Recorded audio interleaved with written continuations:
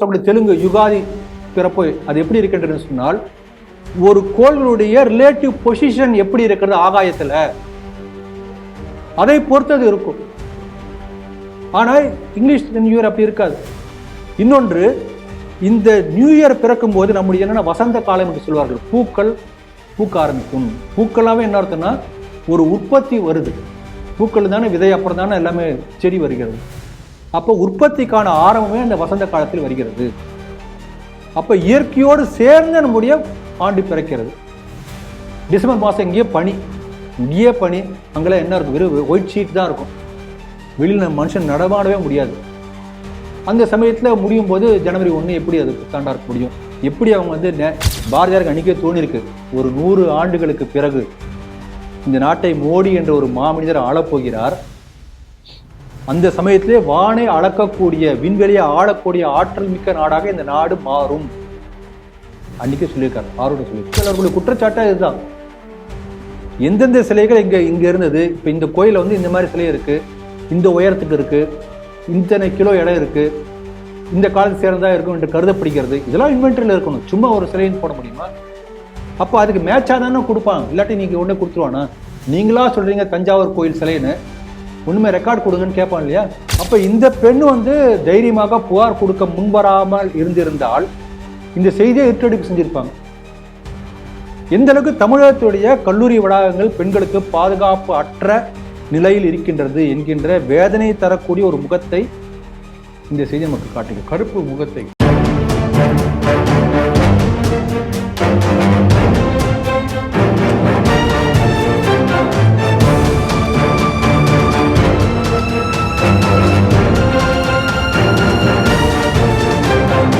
TV நேயர்களுக்கு வணக்கம். செய்திகள் சிந்தனைகள் நிகழ்ச்சிக்கு உங்களை அன்புடன் வரவேற்கிறோம். இன்றைய செய்திகள்: அண்ணா பல்கலை மாணவி பாலியல் வன்முறை, போராட்டத்தில் ஈடுபட முயன்ற சீமான் கைது. காஞ்சி ஏகாம்பரநாதர் 16 சிலைகள் குறித்து வாய் திறக்காத அறநிலையத்துறை அதிகாரிகள். ஸ்பேஸ்டெக்ஸ் செயற்கைக்கோளுடன் விண்ணில் பாய்ந்த C-60 PSLV இஸ்ரோவின் தொடரும் சாதனைகள். புத்தாண்டு கொண்டாட்டத்திற்கு தடை விதித்த முஸ்லிம் அமைப்பு. இன்றைய செய்திகள் சிந்தனைகள் நிகழ்ச்சியில் நம்முடைய மூத்த பத்திரிகையாளர், சமூக செயற்பாட்டாளர் திரு ராமா வெங்கடாதிரி அவர்கள். வணக்கம் திரு ராமா வெங்கடாதிரி. வணக்கம் நவநீத். தமிழ்நாட்டில் எல்லா அமைச்சர்களும் ஒரு முட்டு கொடுத்து பேசக்கூடிய பேச்சு என்னன்னு பார்த்தோம்னா, அண்ணா பல்கலைக்கழகத்தில் நடந்த பாலியல் கொடூரம். அதை பற்றி எதிர்கட்சிகள் பேசாமல் இருக்கிறதுக்கு ஊடகங்கள் அவங்களுக்கு வாய்ப்பு கொடுக்கறது இல்லை. அவங்க ஏதாவது போராட்டம் பண்ணால் அடக்குமுறையை அரசு ஏவி விடுறதை நம்ம பார்க்கணும். தொடர்ந்து அண்ணாமலை அவர்கள் அவர் ஒரு அறவழியில் ஒரு போராட்டம் அறிவித்து சவுக்கால் அவர் அடித்து கொண்டுட்ட பார்த்தோம். எதிர்கட்சியாளர்களுடைய அதிமுக அவங்க ஒரு ஆர்ப்பாட்டம் பண்ணும்போது அவங்கள கைது பண்ணதை பார்க்கணும். அதே மாதிரி நாம் தமிழர் கட்சியுடைய தலைவர் சீமான் அவர் என்ன பண்ணுறாரு, நானும் இந்த பாலியல் வன்கொடுமை இதுக்கு ஒரு போராட்டம் அறிவிக்கிறேன் அப்படின்னு சொல்லி வலுவர் கூட்டத்துக்கு போகிறாரு.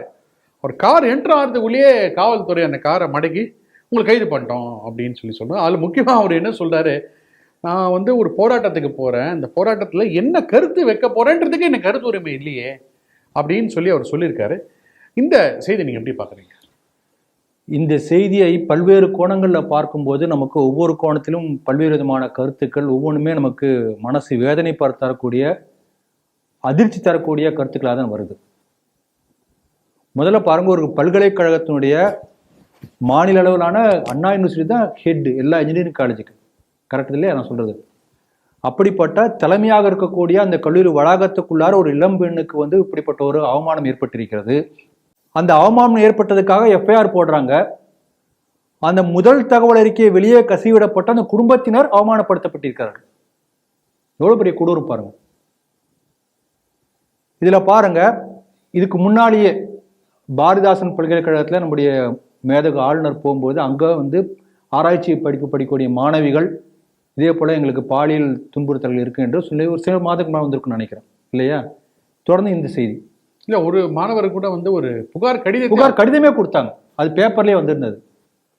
அப்ப இந்த பெண் தைரியமாக புகார் கொடுக்க முன்வராமல் இருந்திருந்தால் இந்த செய்தியை இருட்டடிப்பு செஞ்சிருப்பாங்க. எந்த அளவுக்கு தமிழகத்துடைய கல்லூரி வளாகங்கள் பெண்களுக்கு பாதுகாப்பு அற்ற நிலையில் இருக்கின்றது என்கின்ற வேதனை தரக்கூடிய ஒரு முகத்தை இந்த செய்தி நமக்கு காட்டுகிறது. கருப்பு முகத்தை காட்டுகிறது. முதல்ல அதை ஒத்துக்கணும். பாருங்க, ஒருத்தர் மேல குற்றம் சுமத்தி இருக்கிறார்கள், அக்யூஸ்டு.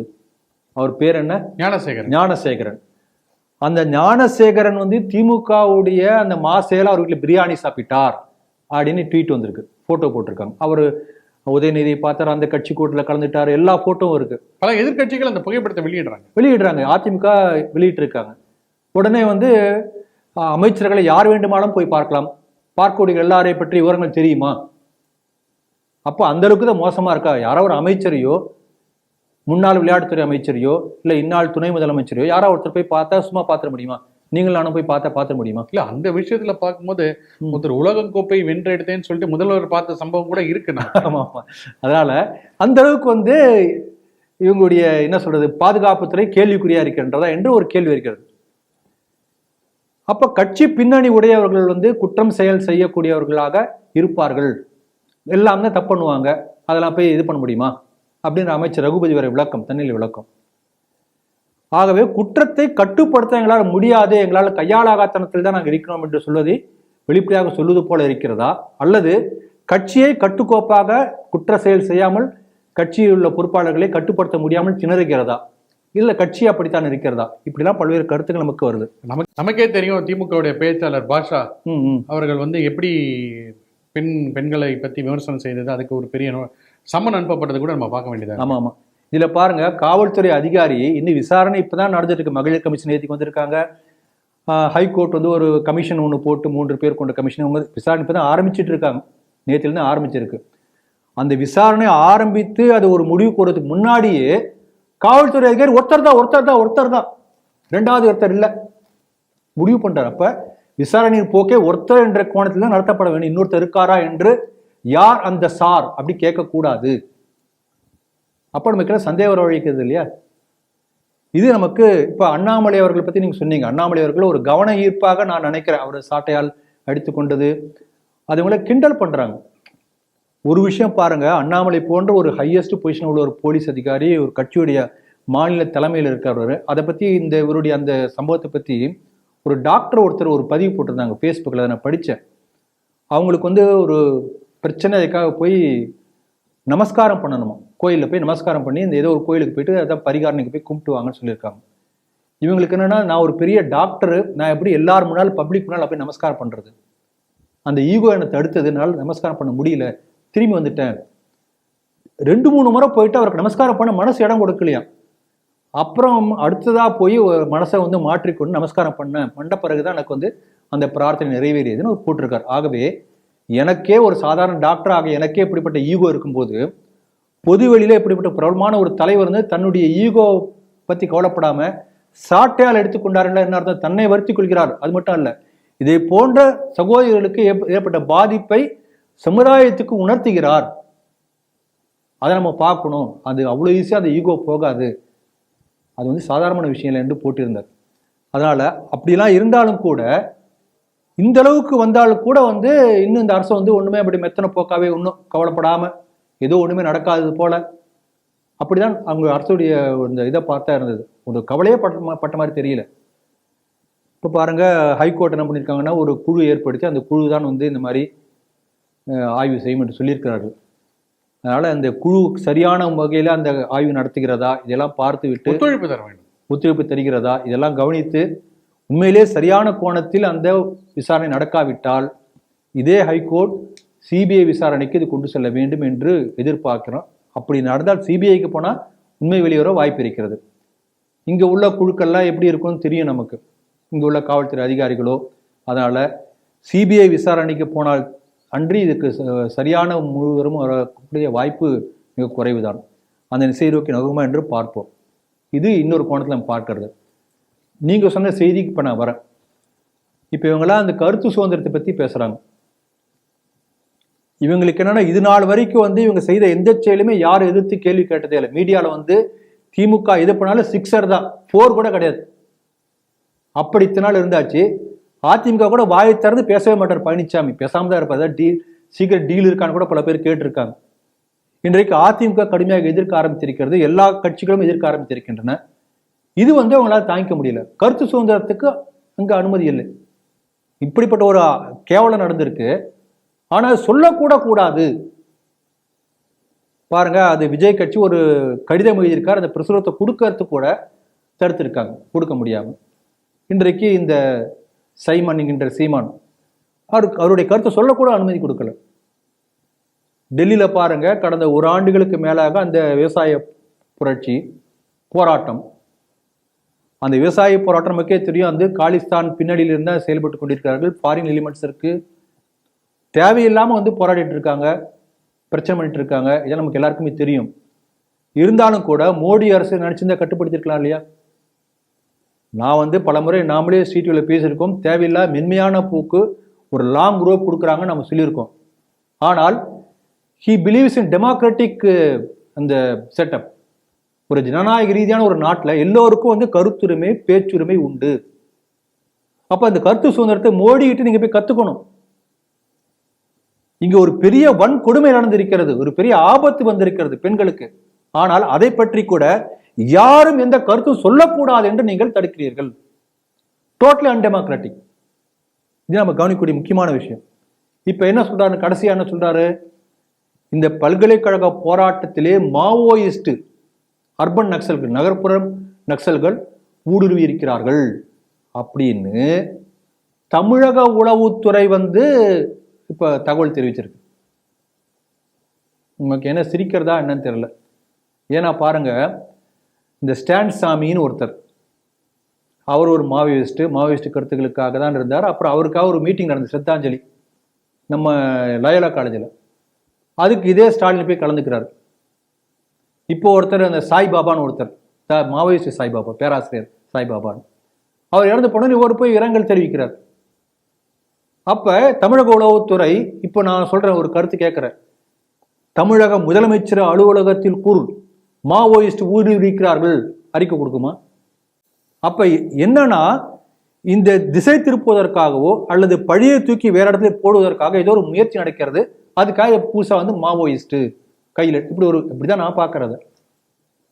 ஆகவே இது நிச்சயமாக தமிழக அரசுடைய காவல்துறை அதிகாரிகளை தாண்டி சிபிஐ வசம் போனால் மட்டுமே ஒரு சரியான ஒரு திசையில் இது செல்லும் என்று நமக்கு தோன்றுகிறது. நடக்கிறதா என்று பார்ப்போம். கடைசியாக காந்தியடிகள் சொன்ன ஒரு கருத்தை சொல்லி முடிக்கணும்னு நினைக்கிறேன். நம்முடைய நாடு சுதந்திரப்படுவதற்கு முன்பு காங்கிரஸ் கட்சிக்காரெல்லாம் என்ன சொன்னாங்கன்னா, நம்ம நாடு சுதந்திரம் அடைஞ்ச உடனேயே, வெள்ளைக்காரங்க போன உடனேயே எல்லா மாற்றங்களும் வந்துடும். அப்ப அவங்க சொல்லக்கூடிய வார்த்தை என்னன்னா, பால் ஆறு தேன் ஆறு ஓடும் சுதந்திரம் கிடைச்சா. இதுதான் அவங்க சொன்ன வார்த்தை. ரைமிங்ஸா சொல்றோம் நம்ம, அதே வார்த்தையை பயன்படுத்தினாங்க. அப்ப காந்தியடிகள் என்ன சொன்னார்னா, சுதந்திரம் அடைந்த நம்முடைய பாரத திருநாடு ராமராஜ்யமாக இருக்கணும். இதை அவர் அடிக்கடி சொல்லுவார். ஒரு முறை ஒரு பிரஸ் மீட்ல கேள்வி கேட்கறாங்க, ராமராஜ்யம்னா என்ன, டெபினிஷன் என்ன, அதுக்கு ஒரு அளவுகோல் என்ன, இவ்வளவு பணம் இருக்கணும், இல்ல ஏதாவது ஒன்று அளவுகோல் இருக்கணும் இல்லையா? அதுக்கு அவர் சொன்ன அளவுகோல் அதை நம்ம நிலையில் வச்சுக்கணும். அவர் என்ன சொல்றாருன்னா, ஒரு ராமராஜ்யம்னா என்ன, எப்படி இருக்கணும்னா, ஒரு இளம் பெண், அழகான இளம் பெண், இரவு 12 மணிக்கு உடல் முழுக்க நகைகளோட இந்த நாட்டின் ஒரு கோடியிலிருந்து இன்னொரு கோடி வரைக்கும் இன்னொரு ஆண் துணை இல்லாமல் பத்திரமாக போய் வர முடியுமேயானால் அன்றைக்கு தான் ராமராஜ்யம் வந்திருக்கின்றது நான் சொல்வேன். அப்போ எந்த அளவுக்கு அது டிஃபைன் பண்ணிருக்க பாருங்க. பெண்களுக்கு உரிய பாதுகாப்பு எந்த இடத்தில் இல்லையோ அங்கே ராமராஜ்யம் இல்லை, ராமனுடைய அற ஆட்சி இல்லை. ஆகவே தமிழகத்திலே எப்படிப்பட்ட நிலை இருக்கின்றது, ஒரு பல்கலைக்கழக வளாகத்துக்குள்ளேயே ஒரு பெண்ணுக்கு பாதுகாப்பற்ற சூழ்நிலை ஏற்பட்டிருக்கிறது. அதை சரிப்படுத்த இந்த அரசு முயற்சி எடுக்காமல் குற்றம் செய்தவர்களை காப்பாற்றக்கூடிய முயற்சியில் இறங்கி இருக்கின்ற இந்த சந்தேகம் எல்லோருக்கும் வர ஆரம்பித்திருக்கிறது. பொதுவாக கடைகளில் இருந்தாலும் சரி, வீட்டில் இருந்தாலும் சரி, ஒரு இன்வென்டரி வச்சுருப்போம். என்ன வீட்டில் பொருள் இருக்கு, என்ன இல்லை அப்படின்றது ஒரு இன்வென்டரி வச்சுருப்போம். ஆனால் தமிழக அரசு கீழே செயல்படக்கூடிய துறையான அறநிலையத்துறையில் எப்பவுமே இன்வென்டரி இருக்காது. என்ன சிலைகள் இருக்கிறது, என்ன பொருள் இருக்கிறது, என்ன கணக்கு, என்ன வரவுன்றது இது வரைக்கும் அவங்க தாக்கல் செஞ்சதே கிடையாது. ஏன்னா அவங்க தணிக்கை இதுலேருந்து எக்ஸம் செய்யப்பட்டுள்ளது அறநிலையத்துறை. இப்போ சமீபத்தில் 2020 ஏகாம்பரநாதர் கோயில், காஞ்சிபுரம் ஏகாம்பரநாதர் கோயிலில் அந்த நகை அறையை வந்து சுத்தப்படுத்தும் போது பார்க்குறாங்க, ஒரு 16 சிலை வந்து அந்த அதிகாரிகள் கண்டுபிடிக்கிறாங்க. அவங்க பார்க்குறாங்க, இது இன்வென்ட்ரிலேயே இல்லையே இது அப்படின்றாங்க, நம்ம லிஸ்ட்லேயே இது இல்லையே, இது என்ன இது 16 ஐட்டம் புதுசாக இருக்குது அப்படின்னு சொல்லிட்டு இது பண்ணுறாங்க. அவர் என்ன பண்ணுறாங்க, உடனே இதை வந்து என்னன்னு விசாரிப்போம், இந்த 16 சிலையோட ஹிஸ்ட்ரி என்ன, அதோட வரலாறு என்ன, எந்த காலத்து சிலைகள், ஐம்பன் சிலைகள் எப்படின்றதுக்கு நம்ம ஒன்று இது பண்ணுவோம், குழு அமைப்போம் அப்படின்னு சொல்லி ஃபார்ம் பண்ணுறாங்க.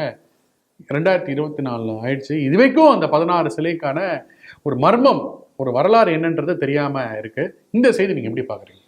நீங்கள் முதல்ல ஒரு கேள்வி கேட்டீங்க, ஏன் இந்த மாதிரி ஸ்டாக் ரெக்கார்டு, அதாவது இன்வென்ட்ரி ஏன் வைக்கலை அப்படின்னு ஒரு கேள்வியோடு கேட்டீங்க. அந்த கேள்விக்கான பதிலாக நான் நினைக்கிறத சொல்கிறேன், அது சரியாக இருக்குமா என்ன வாசகர்கள் முடிவு பண்ணட்டும். அதாவது நம்முடைய ஆலயங்கள் இருக்கக்கூடிய அந்த தெய்வ திருமேனி சிலைகள்லாம் வந்து ரொம்ப விலை மதிப்பில்லாத ஒரு பொக்கிஷம். சாதாரண ஒரு சின்ன மளிகை கடை, ஒரு மெடிக்கல் ஷாப்பு, எல்லாத்துலையும் இன்வென்ட்ரி வச்சுருப்பாங்க. அந்த கம்ப்யூட்டர் போய் பார்த்து தான் மருந்தே கொடுப்பாங்க. இன்வென்ட்ரிங்கிறது அவ்வளோ முக்கியம் இல்லைங்களா? ஒரு மருந்து 50 பைசா மருந்து, ₹1 ஒரு மெட்டாசின் இருக்கும், அது கூட இன்வென்ட்ரி வச்சுருக்கான், அந்த ஒவ்வொரு ரூபாய்க்கு வச்சுருக்கான். அப்போ விலை மதிப்பே இல்லாத ஒரு அந்த மாதிரி 100 சிலை நம்மளால் வடிவமைக்க முடியாது. அப்படிப்பட்ட ஏராளமான சிலைகள் இருக்கு. அந்த உலோகத்துடைய தன்மையாக இருக்கலாம், அந்த சிலையுடைய அழகாக இருக்கலாம், அப்படிப்பட்ட இன்வேல்யூபிள். ஆனால் அதை கூட இவங்க வந்து ஏன் இந்த மாதிரி இன்வென்ட்ரி வைக்க மாட்டேங்கிறாங்க, ஸ்டாக்கே மெயின்டைன் பண்ண மாட்டேங்கிறாங்க அப்படிங்கிற ஒரு ஆதங்கத்தில் நீங்கள் கேள்வி கேட்டீங்க. என்னுடைய பதில், எனக்கு தோணுன பதில் சொல்கிறேன். பல சிலைகள் திருடப்பட்டு கடத்தப்பட்டு போய்கொண்டே இருக்கிறது. இதுவரைக்கும் எவ்வளவு சிலைகள் கடத்தப்பட்டன, திருடப்பட்டன என்பது யாருக்காவது தெரியுமா? தெரியாது. அப்படி தெரியாமல் இருப்பதற்காக இப்படி இருக்கிறது என்று நான் நினைக்கிறேன். அப்படி வெளிநாடுகளுக்கு கடத்தப்பட்ட சிலையை மோடி தான் கொண்டு வந்து திரும்ப இல்லை, மோடி கொண்டால் கூட இப்போ வெளிநாட்டில் ஏதோ ஒரு மியூசியத்தில் ஒரு சிலை இருக்கு, இந்த சிலை தஞ்சாவூர்ல இந்த கோயிலில் உள்ள இந்த சிலை என்று இங்க உள்ள ஒருத்தர் அபிடவிட் கொடுக்கணும் இல்லையா, கொடுத்தானே அங்க அனுப்புவான். இங்க உள்ள அதிகாரி செய்வார் அந்த மாதிரி. பொன்மாணிக்கவேல் அவர்களுடைய குற்றச்சாட்டா இதுதான். எந்தெந்த சிலைகள் இங்க இருந்தது, இப்ப இந்த கோயில வந்து இந்த மாதிரி சிலை இருக்கு, இந்த உயரத்துக்கு இருக்கு, இத்தனை கிலோ இடம் இருக்கு, இந்த காலத்து சேர்ந்தா இருக்கும் என்று கருதப்படுகிறது, இதெல்லாம் இன்வென்ட்ரியில் இருக்கணும். சும்மா ஒரு சிலைன்னு போட முடியுமா? அப்போ அதுக்கு மேட்சா தானே கொடுப்பான், இல்லாட்டி நீங்க உடனே கொடுத்துருவானா? நீங்களா சொல்றீங்க தஞ்சாவூர் கோயில் சிலைன்னு, ஒண்ணுமே ரெக்கார்ட் கொடுங்கன்னு கேட்பான் இல்லையா? அது சர்வதேச இன்டர்நேஷனல் லெவலில் இருக்கும்போது எத்தனை ஒரு ஃபார்மாலிட்டிஸ் இருக்கும் இல்லையா? You have to comply every thing, இல்லாட்டி எப்படி கொடுப்போம்? ஆகவே பொன்மாணிக்கவேல் ஐயா அவர்கள் வந்து சொன்ன அந்த கருத்து உண்மையிலே அதுதான் இது உறுதிப்படுத்துகிறது. இன்னொன்று பாருங்க, அந்த கோயில்ல நகைகள் வைத்திருக்கக்கூடிய பாதுகாப்பான அறைக்குள்ளார வெளியிலிருந்து 16 சிலைகள் வந்திருக்கிறது. எப்படி வந்தது தெரியல சார். நம்ம அறநிலையத்துறை அதிகாரிகளுடைய பதில். இப்ப அடுத்த கேள்வி, இந்த 16 சிலைகள் இப்ப இந்த கோயில் சம்பந்தப்பட்ட சிலைகளா? ஒரே பதில் தான், மாத்தி பேசுற வழக்கமே கிடையாது. அதுக்கு தெரியல சார். அப்ப வெளியிலிருந்து யாராவது சிலையை கொண்டு வச்சாங்களா? அதே பதில் தான், தெரியல. யாராவது கடத்திட்டு வந்து பத்திரமா இருக்கணும் வச்சுட்டு அப்புறம் எடுத்து போறாங்களா? தெரியல. ஒரே பதில். எந்த அளவுக்கு பொறுப்பு இல்லாம இருக்கும் பாருங்க. இந்த சிலை தடுப்பு பிரிவுக்காக ஒரு தனி ஸ்பெஷல் போர்ஸ் ஒன்று வச்சிருக்காங்க, அதெல்லாம் போய் ஆராய்ச்சி பண்ணாங்களா? அதுவும் தெரியல. 3 வருஷம் ஒருத்தர் புகார் கொடுத்து அந்த வழக்கு வந்து விசாரணைக்கு எடுக்க சொல்லியிருக்காங்க. அது சொல்லி 3 வருஷம் ஆயிடுச்சு. 3 ஆண்டுகளாக என்ன பண்ணாங்க தெரியல தான். ஒன்றும் பதில், ஒரே பதில் தான். அதனால எவ்வளவு சிலை கடத்தப்பட்டது, எவ்வளவு வந்து திருடப்பட்டது, எவ்வளவு பாக்கி இருக்கு, எதுவுமே யாராலும் கண்டுபிடிக்கவே முடியாது. ஏன்னா அப்படிதான் இன்வென்ட்ரி வச்சிருக்காங்க. ஏதோ ஒரு காலத்துல யாரும் சொன்ன உடனே அப்ப அந்த ஸ்டேஜ்ல அந்த டேட்ல ஏதோ ஒரு 100 சிலை இருக்குன்னு எழுதியிருப்பாங்க. அதுக்கு முன்னாடி உள்ளதுல யாருக்குமே தெரியாது.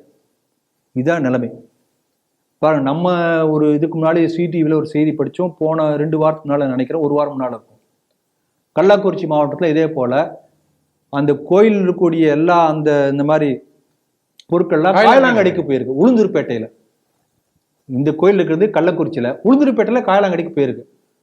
அந்த காயலாங்கடிக்கு முதல்ல ஒரு ட்ரக் ஃபுல்லா எடுத்துட்டு போயிட்டாங்க. கேட்டா அது பழைய பொருள் அப்படி சொல்லியிருக்காங்க. ரெண்டாவது திருப்பி இன்னொரு ட்ரக் எடுத்து பொதுமக்கள்லாம் போய் மறிச்சு பார்த்தோம்னா அதுல ஏதோ கோயில் சம்பந்தமான பொருட்கள் இருக்கு. அப்பதான் அவங்களுக்கே தெரிய வந்திருக்கு.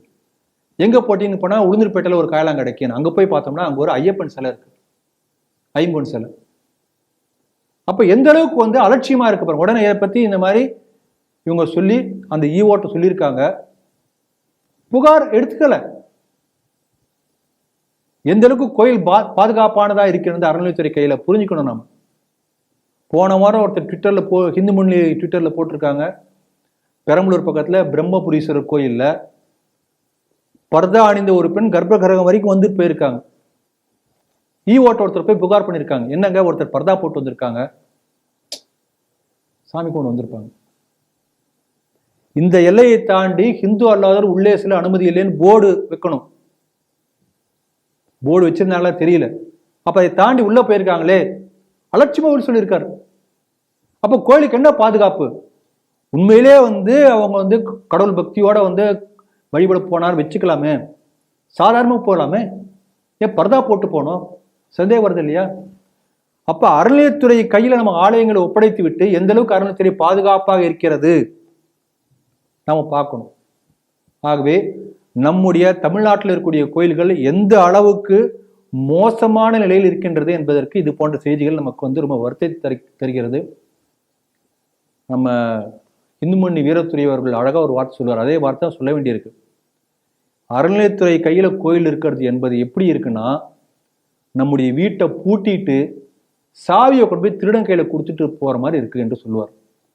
அதை போன்ற சூழ்நிலை தமிழகத்தில் நிலவுகிறது என்ற வேதனையான என்னுடைய கருத்தோடு இந்த செய்தி நிறைவு செய்கிறது. தொடர்ந்து பல அதிரடியான சாதனைகளை படைத்துட்டு வருது நம்முடைய இஸ்ரோ. சமீபத்தில், அதாவது குறிப்பாக சொன்னால் டிசம்பர் 30 ஸ்பேஸ் டெக்ஸ் அப்படின்ற ஒரு சாதனையை இஸ்ரோ படைச்சிருக்காங்க. உலக நாடுகளில் இந்தியா 4வது நாடு இந்த சாதனையை படைத்திருக்கிறது. இந்த என்ன ஸ்பேஸ் டெக்ஸ் அப்படின்னு சொன்னோம்னா, அதாவது டாக்கிங் சிஸ்டம், அதாவது ஒரு ஏவுகணை எடுத்துகிட்டு போயிட்டு 2 ஏவுகணையாக பிரிந்து அதை டாக் பண்ணுறது, ஒன்று சேர்வதும் அதை பிரிப்பதும்க்கான கேப்பபிலிட்டி, அந்த இதை வந்து இஸ்ரோ அமைப்பு வடிவமைத்திருக்காங்க. அதை வெற்றிகரமாக செயல்படுத்தியிருக்காங்க.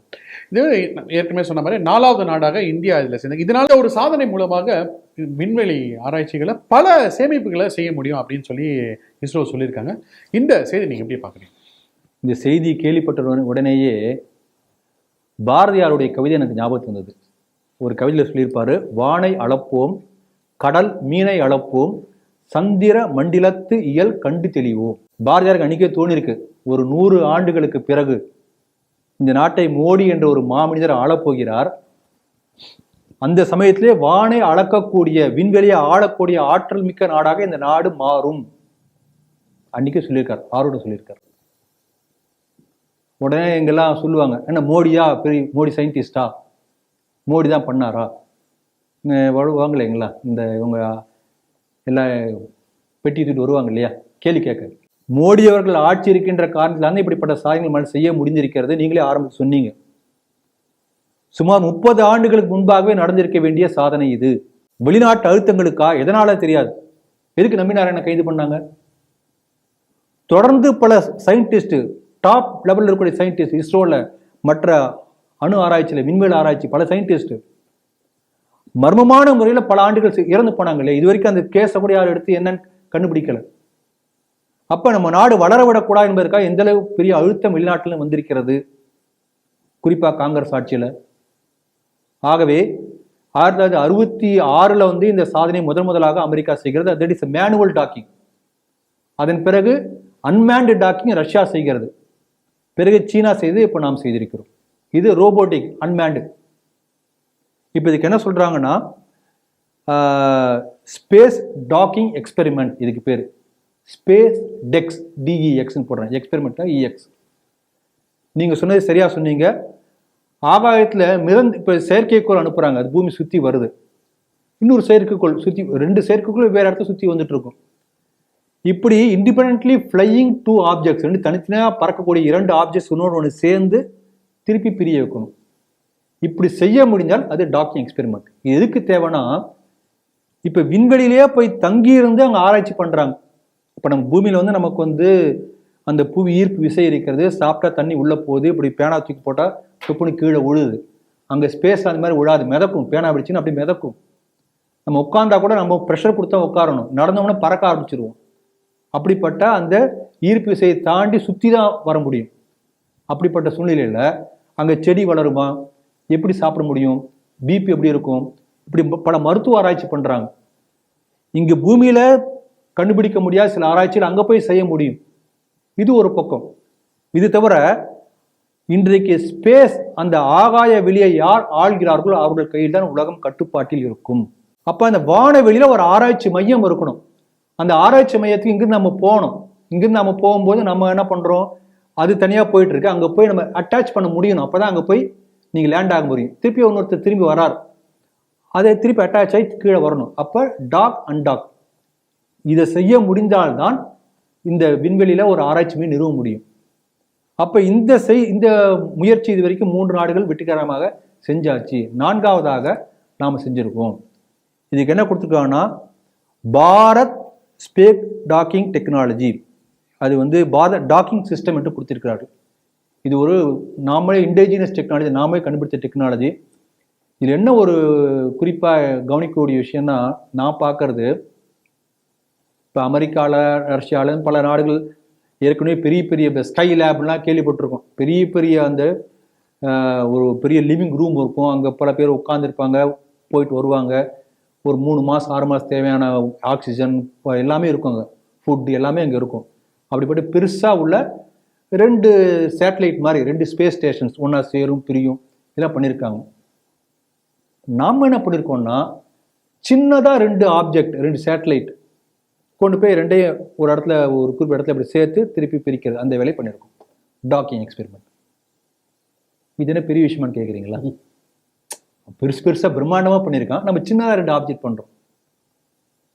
என்னன்னா இந்த மாதிரி சின்னதாக 2 ஆப்ஜெக்ட் பண்ண வைக்கிறதா பெரிய சேலஞ்ச்.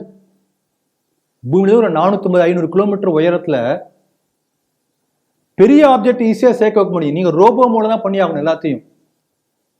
அதுக்கான இன்டர்ஃபேஸ் இருக்கும், 2 வந்து சேர்ந்து பிரியணும். இப்போ பெருசாக இருக்குன்னு வச்சுங்களேன், இப்போ இப்படி இருந்தால் உங்களுக்கு மீட் பண்ண ரொம்ப கஷ்டம் இல்லையா? பெருசாக இருந்தால் ஈஸி. அப்போ எந்த அளவுக்கு சின்னதாக இருக்கிறதோ அந்த அளவுக்கு இட்ஸ் ப்ரெசிஷன் வேணும். மிகச்சிறிய 2 ஆப்ஜெக்டை டாக்கிங் எக்ஸ்பெரிமெண்ட் பண்ணி வெற்றி செய்திருக்கிறது. ஆகவே இதுவரைக்கும் பண்ணது எல்லாத்தையும் விட பெரிய வெற்றியாக நான் பார்க்கிறேன். பல சயின்டிஸ்ட் அப்படி தான் பார்க்குறாங்க. அவங்க பெரிய சாதனை இது. அடுத்து நம்முடைய பல திட்டங்கள் வைத்திருக்காங்க. ககன்யான் என்ற பெயர் வைத்திருக்கிறார்கள். ஆகாய வெளியிலிருந்து இந்த போல ஆராய்ச்சி செய்ய போகிறார்கள். அதுக்கெல்லாம் முன்னோடியாக இது வந்து இருக்க போகிறது.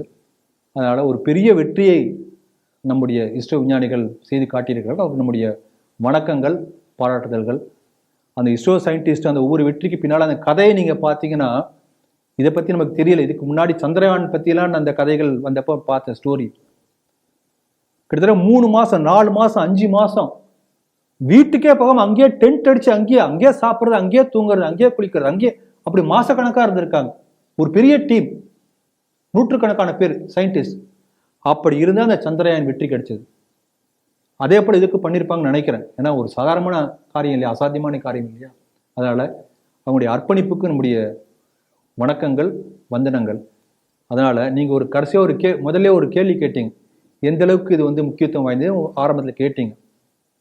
நான் எப்படி பார்க்குறேன்னா, நீங்கள் 18ஆம் நூற்றாண்டு வரைக்கும் உள்ள உலக வரலாற்றினுடைய எடுத்து பார்த்தீங்கன்னு வச்சுக்கோங்களேன், ஒரு பெரிய மன்னன் வெற்றி பெற்றான்னு பார்த்தா ஏகப்பட்ட அந்த காலாட்படை ஆர்மி, 1,00,000 பேர் இருந்தாங்க, குதிரைகள் இருந்து, யானை இருந்து, பீரங்கி இருந்தது.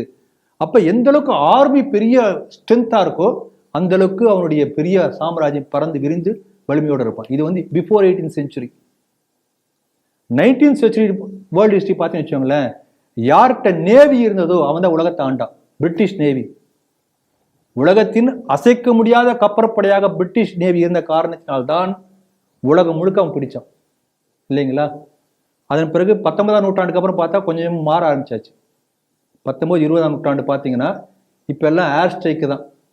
இவங்க இருக்கு, ஆர்மி நேவியில் இருந்தாலும் கூட யார் வந்து மிசைல் வச்சு அடிக்கிறான், யார் வந்து பெரிய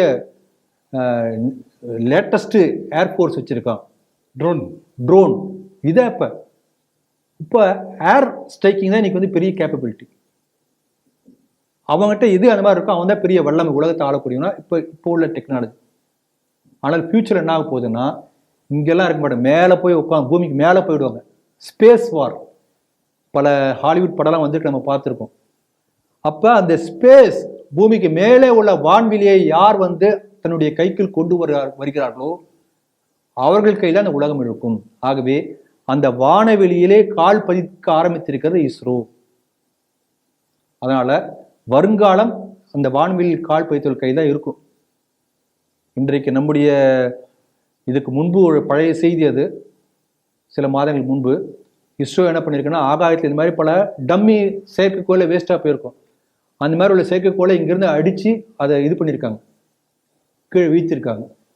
இது வந்து ஒரு பெரிய ஒரு யுத்த போர் முறை. இப்போ ஆகாயத்தில் வந்து வேறு நாட்டுடைய ஒரு செயற்கைக்கோள் இருக்குன்னு வச்சுக்கோங்களேன், நம்ம அதை என்ன வேணால் பண்ண முடியுமா அப்படின்னு டெஸ்ட் பண்ணி பார்த்துருக்காங்க. நம்ம நாட்டு செயற்கைக்கோள் தான் வீழ்த்திருக்காங்க, அது வேற. ஆகவே வான்வெளி எங்கள் கண்ட்ரோலில் இருக்கிறது, எங்கள் கட்டுப்பாட்டில் இருக்கின்றது என்பதை உலகத்துக்கு சொல்லியிருக்கிறார்கள் நம்முடைய விஞ்ஞானிகள். ஆகவே அவங்களுடைய அந்த செயலுக்கு நம்ம வீர வணக்கம் செலுத்துவோம். பாரதியார் சொன்னபடி வானை அளப்போம், கடல் மீனை அளப்போம் என்ற பாரதியின் வாக்குகள், அவருடைய தீர்க்க தரிசனம் மெய்யாக மாறிக்கொண்டிருக்கிறது. ஜனவரி 1 ஆங்கில புத்தாண்டு. இதை கொண்டாடக்கூடாது, இஸ்லாமியர்கள் கொண்டாடக்கூடாது, இது ஒரு புத்தாண்டு நிகழ்ச்சியே இல்லை, இது வந்து கொண்டாடப்பட வேண்டிய நிகழ்ச்சியே இல்லை அப்படின்னு சொல்லி ஆல் இண்டியா முஸ்லிம் ஜமாத் மௌலானாவுடைய தேசிய தலைவர் பகிரங்கமாக ஒரு பிரகடனம் செஞ்சிருக்காரு. இஸ்லாமியர்கள் இதை வந்து கொண்டாடவே கூடாது அப்படின்னு சொல்லியிருக்காரு. இந்த செய்தியை நீங்கள் எப்படி பார்க்குறீங்க? அவர் சொல்லும்போது என்ன சொல்லியிருக்காருன்னா, திஸ் இஸ் அன்இஸ்லாமிக், இஸ்லாத்துக்கு விரோதமானது. அது எந்த அளவுக்கு அன்இஸ்லாமிக்கோ அதே அளவுக்கு இட் இஸ் அன்ஹிந்து, நம்முடைய பாரம்பரியமான ஹிந்து தன்மைக்கு விரோதமானது தான். இன்றைக்கு நீங்கள் மேல்நாட்டில் எடுத்து பார்த்தீங்கன்னா அதிகமான கிரைம்ஸ் இந்த புத்தாண்டு தினத்தனி தான் நடக்கும். ஹாப்பி நியூ இயர் கத்திட்டு ரோட்டில் போகிறவங்க தான் அந்த குடிச்சிட்டு போகிறது, ஆக்சிடென்ட்டு, மற்ற பாலியல் சீண்டல்கள், மோசமான எல்லா கிரைம்ஸும் தான் நடக்கும். அப்போ இந்த அளவுக்கு ஒழுக்கக்கேடான செயல்கள் நடைபெறுவதை கண்டித்திருக்கிறார். நாம் இங்கே பார்க்குறோம், நம்முடைய ஊரில் போன வருஷம் ஒருத்தர் நங்கநல்லூர் ஆஞ்சநேயர் கோயிலுக்கு போயிட்டு 12 மணிக்கு எப்படி காத்திருந்து முதல்ல 12 மணிக்கு அங்கே ஒரு காசு வச்சு கொடுப்பாங்களோ அது வாங்கிட்டாராம். அப்படியே சந்தோஷப்பட்டார். சொன்னார் என்கிட்ட வந்து, முதல்ல 12 மணிக்கு கோயிலை திறப்பதே வந்து ஆகம விதிகளுக்கு முரணானது. நம்ம கோயிலில் போகிறோம், பூஜை பண்ணுறோம். ஒரு கோயில் இருக்கும் இல்லையா, காலையில் எழுந்தவுடனே திருப்பதி வச்சு பாடி கௌசல்யா சுப்ரஜாராம திருப்பதியில் பாடுவாங்க. ஒவ்வொரு கோயில் இந்த மாதிரி திருப்பதி வச்சு பாடி இறைவனை இழப்பணும். திருமஞ்சனம், அவர் சாப்பிடுவார், நைவேதனம். மத்தியானம் பூஜை பண்ணுவாங்க, உச்சிக்கால பூஜைன்னு சொல்லுவாங்க தமிழ்நாட்டில். சாயங்கால பூஜை சாயரட்சை, இரவு ஒரு தூங்க பண்றோம் திருப்பள்ளி எழுச்சி. அப்ப இதெல்லாம் ஒரு விதிமுறைகள் இருக்கு. நம்முடைய நாட்டை பொறுத்தவரை இந்த கோயில் இருக்கக்கூடிய தெய்வம் வந்து ஒரு உயிரோடு இருக்கக்கூடிய ஒரு பொருளாக நம்ம ஒரு வடிவமா பார்க்கிறோம். இப்ப அந்த இந்த சிவன் இருக்காரு, சிவன் இருக்காருங்க, அவருக்கு நாங்கள் சாப்பாடு கொடுக்குறோம், அப்படிதான் நம்ம பார்க்கிறோம். அப்ப இந்த நம்முடைய ஆகம விதிகளுக்கு முரணாக வந்து இந்த மாதிரி நடுராத்திரி 12 மணிக்கு திறந்து வச்சு கோயிலுக்கு பூஜை பண்றது இது விரோதமானது. நம்மை பொறுத்தவரை 2 நாள் தான் இந்த மாதிரி கோயில் வந்து விடிய திறந்திருக்கு. ஒன்று வைகுண்ட ஏகாதசி, ஒன்று சிவராத்திரி. இது தவிர மற்ற எல்லா நாட்களிலுமே அந்த கோயில் திருப்பள்ளி எழுச்சி முன்னே சாமி உறங்க போயிடுவார். ஆகவே நம்முடைய வைகானச ஆகம விதிகளுக்கு முரணாக இப்படிப்பட்ட கொண்டாட்டங்கள் நடத்தப்பட்டு கொண்டிருக்கின்றன. ரொம்ப தப்பு இது. எப்படி இந்த இஸ்லாமிய அந்த இவர் சொல்லியிருக்காரோ அந்த மதகுரு, அதே போல நம்முடைய ஆதீனங்கள், நம்முடைய சைவ மடாதிபதிகள், நம்முடைய இந்து சமய பெரியோர்கள், சமய சொற்பொழிவாளர்கள், இவங்கெல்லாம் இந்த விழிப்புணர்வு ஏற்படுத்தணும். நம்முடைய புத்தாண்டு என்பது தமிழ் புத்தாண்டு, யுகாதி. இதுல வேற யுகாதி வந்து தெலுங்கு வருஷ பிறப்புன்னு சொல்லுவாங்க. இதுல என்ன நம்ம புரிஞ்சுக்கணும்னாப்ப, இந்த ஜனவரி 1 அப்படிங்கிறது பார்த்தீங்கன்னா இட்ஸ் அ நம்பர். 365 அப்புறம் 366 வராது, திருப்பி 1ன்னு ஆரம்பிக்கும். ஒரு நம்பருக்கு ஒரு பேர், அவ்வளவுதான். ஆனால் தமிழ் புத்தாண்டோ யுகாதியோ எடுத்துக்கொண்டீங்கன்னா, தமிழ் புத்தாண்டுக்குன்னு பேர்னா சூரியமானம். சூரியனுடைய சுழற்சியை பூமியோட சுழற்சியோடு ஒப்புமைப்படுத்தி வரக்கூடிய ஒரு நாட்காட்டி பஞ்சாங்கம். இப்ப யுகாதின்னு என்ன சொல்றோம்? தெலுங்கு வருஷ பரப்பு. தமிழ்நாட்டுக்காரன் நினைக்கிறேன்னா தெலுங்கு, ஆந்திரா, தெலுங்கு பேசக்கூடிய மொத்தம் இந்த யுகாதி கொண்டாடுறாங்க. அப்படி இல்லை. சந்திரனுடைய சுழற்சியை பூமியோட சுழற்சியோடு ஒப்புமைப்படுத்தி அந்த relative moment of moon and earth, அதை வைத்து நாட்காட்டை தயாரித்தால் அது சந்திரமானம். அப்ப சூரிய மானத்தின் அடிப்படையிலே தமிழ்நாடு, பஞ்சாப், மேற்கு வங்கம், கேரளா, இப்படி பல மாநிலங்கள்ல சூரிய மானத்தில் இருக்கிறது. அங்கெல்லாம் தமிழ் வருஷப்பிறப்பு தான். அங்க விஷுன்னு சொல்லுவாங்க. அங்க வேற பேர் இருக்கும். பஞ்சாப்ல பைசாகின்னு சொல்லுவாங்க உதாரணத்துக்கு. இதே போல யுகாதி, மகாராஷ்டிரால யுகாதி வேற பேர்ல சொல்லுவாங்க. குடுபடுவா ஏதோ பேர் வச்சிருப்பாங்க நினைக்கிறேன். குட்டிபடுவா. அப்ப பெயர் தான் வேற. இப்ப நம்ம என்ன பார்க்கணும்னா, இந்த தமிழாண்டு பிறப்போ அல்லது மற்றவர்கள் சொல்லக்கூடிய தெலுங்கு யுகாதி பிறப்போ அது எப்படி இருக்கின்றது சொன்னால், ஒரு கோள்களுடைய ரிலேட்டிவ் பொசிஷன் எப்படி இருக்கிறது ஆகாயத்துல, அதை பொறுத்தது இருக்கும். ஆனா இங்கிலீஷ் நியூ இயர் அப்படி இருக்காது. இன்னொன்று, இந்த நியூ இயர் பிறக்கும் போது நம்முடைய என்னன்னா வசந்த காலம் என்று சொல்வார்கள். பூக்கள் பூக்க ஆரம்பிக்கும். பூக்களாவே என்ன அர்த்தம்னா ஒரு உற்பத்தி வருது. பூக்கள் தானே விதை, அப்புறம் தானே எல்லாமே செடி வருகிறது. அப்போ உற்பத்திக்கான ஆரம்பமே அந்த வசந்த காலத்தில் வருகிறது. அப்ப இயற்கையோடு சேர்ந்து நம்முடைய ஆண்டு பிறக்கிறது. டிசம்பர் மாசம் இங்கேயே பனி, அங்கெல்லாம் என்ன இருக்கும்? வெறும் ஒயிட் ஷீட் தான் இருக்கும். வெளியில் மனுஷன் நடமாடவே முடியாது. அந்த சமயத்துல முடியும் போது ஜனவரி 1 எப்படி அது புத்தாண்டா இருக்க முடியும்? எப்படி அவங்க இயற்கையோடு ஒன்றிணைந்து கொண்டாடுறாங்கன்னு நமக்கு தெரியல. ஆகவே நம்முடைய புத்தாண்டு என்பது நமக்கு புத்தாண்டு, தமிழ் புத்தாண்டு, நம்ம மறக்கக்கூடாது. அதே போல நம்முடைய நாள் ஆரம்பிப்பது என்பது சூரியன் உதிக்கும் போது நாள் ஆரம்பிக்கிறது. சூரியன் மறைந்த பிறகு நம்முடைய நாள் முடிவடைகிறது. நம்முடைய கணக்கே அப்படிதான், பஞ்சாங்கத்தை இப்படிதான் வரும். ஒவ்வொரு நாள் சூரிய உதயம் மாறும். 6 மணி, 6:15, 6:30 சூரிய உதயத்திலிருந்து தான் நம்முடைய நாள் கணக்கு ஆரம்பிக்கிறது. அதை வைத்து ஹோரை என்று சொல்வார்கள். அந்த ஹோரை என்பது ஹவர் என்று மாறுகிறது. ஒவ்வொரு 24 ஹோரை இருக்கும் ஒரு நாள்ல. அந்த ஒவ்வொரு ஹோரையிலும் ஒரு கிரகத்துடைய ஆதிக்கம் இருக்கும். இதெல்லாம் அஸ்ட்ரானமி, அப்படியே அஸ்ட்ராலஜியும் பயன்படுத்துறாங்க. அதை அடிப்படையாக வைத்துதான் எந்த ஹோரையில் அந்த நாள் உதிக்கிறதோ அதுக்கு அந்த கிழமைன்னு வந்தது. திங்கள் அப்படின்னா அன்னைக்கு சந்திர குறையில தான் நாளே உதிக்கும். சூரியன் உதிக்கும் போது அந்த குறையில வரும். இதெல்லாம் கணக்கு. இப்படிப்பட்ட ஒரு பெரிய கணக்கீடுகளின் அடிப்படையில் நம்முடைய தமிழ் புத்தாண்டு யுகாதி. இந்த கணக்கெல்லாம் எதுவுமே கிடையாது. இங்கிலீஷ் இது பார்த்தீங்கன்னா அந்த ஹிஸ்டரி ஆஃப் இங்கிலீஷ் கேலண்டர் பார்த்தீங்கன்னா முதல்ல ஒருத்தர் ஆரம்பிப்பார், 10 மாதம் தான் இருக்கும். அப்புறம் அட்ஜஸ்ட் பண்ணுவாங்க. ரோமானியன் கேலண்டர் ஒன்று வந்தது, அப்புறம் திருப்பி அட்ஜஸ்ட் பண்ணுறாங்க. அப்புறம் கிரிகோரியன் கேலண்டர் ஒன்று வந்தது, அது கிட்டத்தட்ட இப்போ உள்ளது போல வந்தது. அப்பயும் ஒரு கால் நாள் 365 கால் நாள் லீப் இயர் வருது. அப்போ ஒருத்தர் 29ஆம் தேதி பிறந்தா என்னன்னு எடுத்துக்கிங்க, அவருக்கு பர்த்டே 4 வருஷம் கூட தான் பர்த்டேவா? இங்கிலீஷ் கணக்கு பிரகாரம் நமக்கு பர்த் ஸ்டார் தான் சொல்றோம், பிறந்த நட்சத்திரம் தான் சொல்றோம். அந்த நட்சத்திரம் வரும்போது இன்னைக்கு அஸ்வினி நட்சத்திரம் என்றால் என்ன அர்த்தம்னா, அஸ்வினி நட்சத்திரத்தை பூமியிலிருந்து நம்மால் பார்க்க முடியாது. ஏன்னா சந்திரன் போய் மறைச்சிருவார். அப்ப என்ன சொல்றாங்க, அஸ்வினி நட்சத்திரத்தில் சந்திரன் இருக்கிறார். நாளைக்கு பரணி என்ன அர்த்தம், பரணி நட்சத்திரம் சந்திரன் மறைச்சிருவாரு. அப்ப relative position of moon, earth and that star ஒரு பெரிய விஞ்ஞான கணக்கீடு கண்ணால பார்த்து முடிவு பண்ணியிருக்காங்க. இப்படிப்பட்ட கணக்கீடுகளின் அடிப்படையில் உருவானது நம்முடைய மாதங்கள். இப்ப சித்ரா பௌர்ணமி எப்ப பாத்தீங்கன்னா, பௌர்ணமி சித்திர நட்சத்திரத்தில் தான் வரும், மாறாது. வைகாசி மாசம் விசாக நட்சத்திரத்தில் தான் பௌர்ணமி வரும்.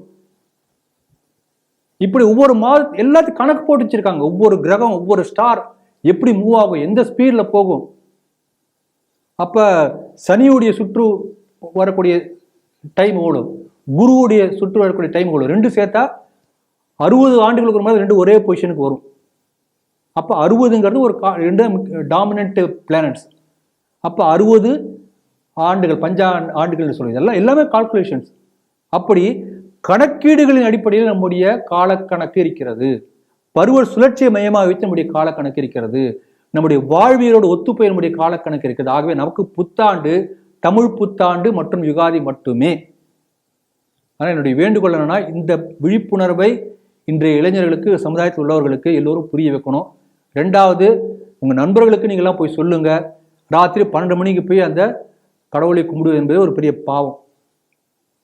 காலையில் 6 மணிக்கு வேணா போய் கும்பிடுங்க, நான் ஒன்றும் ஆட்சேபனை சொல்லலை. புத்தாண்டுக்கு நான் போய் கோயிலுக்கு போனால் 6 மணிக்கு போய் பண்ணுங்க. ஆனால் நமக்கு புத்தாண்டு இந்த தமிழ் புத்தாண்டு யுகாதி தான், தெளிவாக புரிஞ்சுக்கணும். இதில் பாருங்க, அந்த இஸ்லாமிய அறிஞர் வந்து அவர் இதில் இன்னொரு விஷயம் கவனிக்கணும். அவர் சொன்ன அந்த டோன் நீங்கள் பார்த்தீங்கன்னா தெரியும். நான் சொல்றது என்னன்னா, நமக்குன்னு ஒரு பாரம்பரியம் இருக்கு. வெள்ளக்கார கொண்ட பாரம்பரியம் இங்கிலீஷ் நியூ இயர். அப்போ நம்ம இந்த இங்கிலீஷ் நியூ இயர் நம்ம கொண்டாடுவது என்ன அர்த்தம், அடிமைத்தனத்தின் நீட்சியாக நம்ம பார்க்குறோம். நம்முடைய பாரம்பரிய பிரகாரம் நம்ம வந்து புத்தாண்டு கொண்டாடணும், இதுதான் நம்முடைய வியூ.